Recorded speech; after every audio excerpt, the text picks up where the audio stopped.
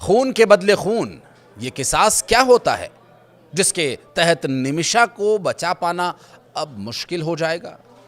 क्या शरिया कानून निमिषा के लिए माफी लाएगा या मुसीबत, मौत का फंदा? ये सभी सवाल क्या थोड़ी सी राहत के बाद आने वाली है कोई बड़ी आफत? इन्हीं सवालों का जवाब तलाशने की कोशिश करेंगे इस वीडियो के अंदर। बने रहेगा अंत तक हमारे साथ। नमस्कार, मैं हूं आशीष त्रिपाठी और यमन की जेल में सजा काट रही केरल की नर्स निमिषा प्रिया की फांसी को लेकर एक दिन पहले भले ही थोड़ी राहत की खबर आई हो, उसे बचाए जाने के प्रयासों में एक कदम आगे बढ़ता हुआ दिखाई दे रहा हो, लेकिन अब ये आस भी टूटती नजर आ रही है, क्योंकि अब बात किसास की है। जी हां, 16 जुलाई को होने वाली फांसी को तो टाल दिया गया, लेकिन अब पीड़ित परिवार ने जो शर्त रखी है उसने माहौल को और तनावपूर्ण बना दिया है। दरअसल यमनी नागरिक तलाल अब्दो महदी के परिजनों ने दो टूक कह दिया कि वो अल्लाह का किसास कानून के अलावा और कुछ नहीं मानेंगे, यानी खून का बदला खून। अब सवाल ये उठता है कि क्या वाकई निमिषा को मौत की सजा से कोई माफी नहीं मिलेगी? और आखिर ये किसास कानून है क्या? इतने विवादों में है।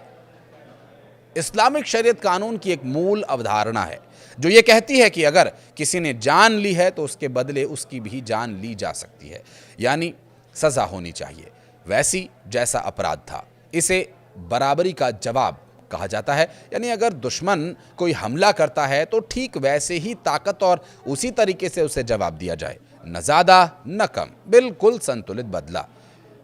कुरान पाक के सूरह अल बकरा में इसका जिक्र मिलता है और यह कानून सिर्फ बदला लेने का नहीं बल्कि न्याय का एक तरीका माना जाता है शरीयत के हिसाब से। लेकिन इसी के साथ एक और विकल्प भी दिया गया है, दियाह यानी ब्लड मनी, यानी पीड़ित परिवार चाहे तो माफी दे सकता है। अब इसके बदले एक निश्चित मुआवजा भी दिया जाता है सैद्धांतिक रूप से। हाँ, अगर पीड़ित परिवार यानी तलाल अब महदी के रिश्तेदार ब्लड मनी स्वीकार कर लेते हैं तो निमिषा प्रिया को माफ़ किया जा सकता है, उसकी जान बच सकती है।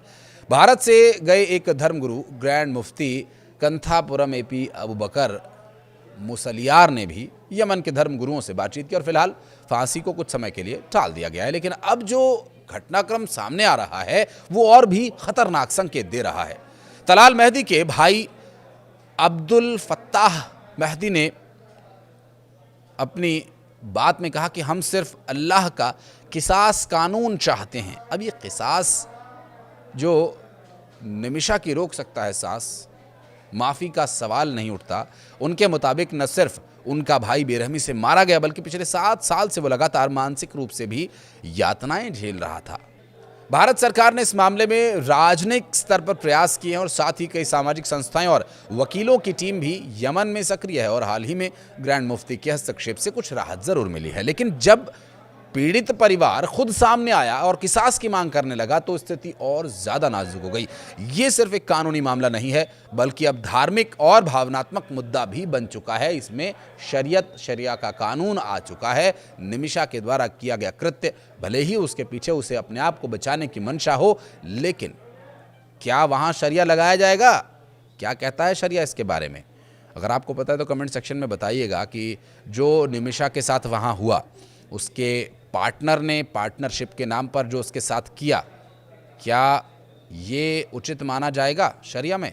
फिलहाल फांसी को अनिश्चित काल के लिए तो टाल दिया गया है, जिसका मतलब यह कि निमिषा को कुछ समय तो मिल गया है। अब सब कुछ इसी बात पर निर्भर करता है कि तलाल के परिजन अपना मन बदलें, और बदलें तो उसे ब्लड मनी के तौर पर क्या देना होगा वो सब विषय एक अलग का विषय है। लेकिन अगर वो ब्लड मनी स्वीकार करते हैं तो निमिषा की जान बच सकती है। लेकिन अगर उनका किसास पर गरारी अड़ गई और किसास पर वो अड़िग रहे तो शायद भारत सरकार के पास भी ज़्यादा विकल्प नहीं बचेंगे, क्योंकि वहाँ हूतियों की सरकार है और हूतिये जो होते हैं वो किस तरह के होते हैं शायद आपने हमारे अब से पहले कुछ वीडियोज़ में देखा भी होगा।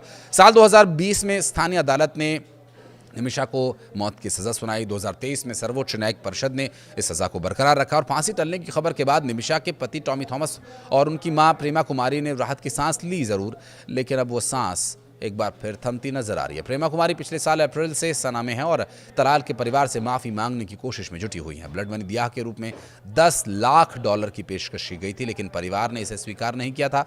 भारत सरकार ने भी कूटनीतिक स्तर पर हस्तक्षेप किया और सुप्रीम कोर्ट ने 14 जुलाई को मामले की सुनवाई के दौरान केंद्र से हर संभव मदद का कदम उठाने के लिए कहा था। अटॉर्नी जनरल ने बताया कि यमन के हूती नियंत्रित क्षेत्र में सीमित पहुंच की वजह से बातचीत मुश्किल हो गई है। फांसी टलने की वजह से अभी स्पष्ट स्थिति नहीं है कि किस वजह से टली है फांसी, लेकिन ये माना जा रहा है कि अंतर्राष्ट्रीय दबाव और तलाल परिवार से बातचीत की संभावनाओं ने इस फैसले को प्रभावित किया है। और ये घटना भारत के लिए ज़रूर राहत भरी है, लेकिन अब नई तारीख की घोषणा तक निमिषा के परिवार और समर्थकों की चिंता बनी रहेगी।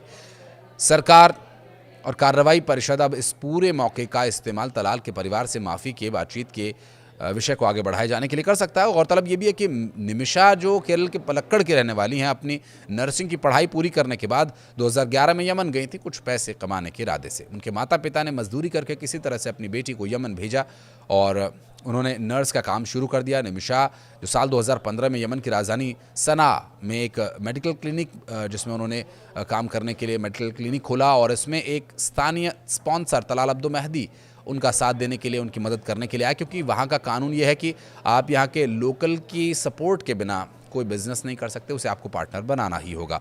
और इसे 1 साल पहले उनके पति और छोटी बेटी 2014 में आर्थिक तंगी की वजह से भारत लौट आए थे और यमन में निमिषा की ज़िंदगी धीरे धीरे धीरे धीरे जहन्नुम बनने लगी थी। यमन में उनकी ज़िंदगी भयावह हो गई थी और इसके बाद उन्होंने अपनी ज़िंदगी को अंधेरे से बचाने के लिए जो किया, उसकी सज़ा अभी वो भुगत रही हैं और उनका परिवार भी। निमिषा के वकील ने सुप्रीम कोर्ट को भी बताया कि महिला की फांसी की तारीख 16 जुलाई तय की गई है, इसलिए मामले को 10-11 जुलाई को ही सूचीबद्ध किया जाए ताकि कूटनीतिक प्रयासों के लिए समय मिल सके। हालांकि ये जो 10 जुलाई या 11 जुलाई की सुनवाई थी, सूचीबद्ध की गई थी, इसमें भी अभी तक कोई अपडेट, कोई राहत की स्थिति नहीं बन रही है। हालांकि फांसी की सज़ा ज़रूर टल गई है। कूटनीतिक प्रयासों के लिए जो समय है वो मिल गया है। हालांकि सुनवाई के बाद कोर्ट ने 14 जुलाई को इसे सूचीबद्ध किया था। फिर इस मामले में अब आगे जो सुनवाई हुई 14 तारीख को, उसमें भी कोई अपडेट ऐसा नहीं आया। ना तो परिवार ब्लड मनी के लिए माना और ना ही फांसी को आगे मुकर्रर करने के लिए कोई डेट दी गई। संवेदनशील ये मामला हो चुका है। ऐसे में निमिषा प्रिय की फांसी अब किसी तरह से रोकी जाए, उनको जो सज़ाए मौत दी जानी है उस पर भारत की भी नज़र है। विदेश मंत्रालय निमिषा की सज़ा को रोकने की या कम करने की हर संभव कोशिश भी कर रहा है और इन प्रयासों का सफल होना कब तक संभव होगा ये तो कह पाना मुश्किल है, लेकिन शरीयत के हिसाब से किसास या दिया, ये आप चुनकर बताइए अपने विवेक के अनुसार। क्या कहना चाहते हैं? कमेंट सेक्शन आपके लिए खुला हुआ है हमेशा। धन्यवाद।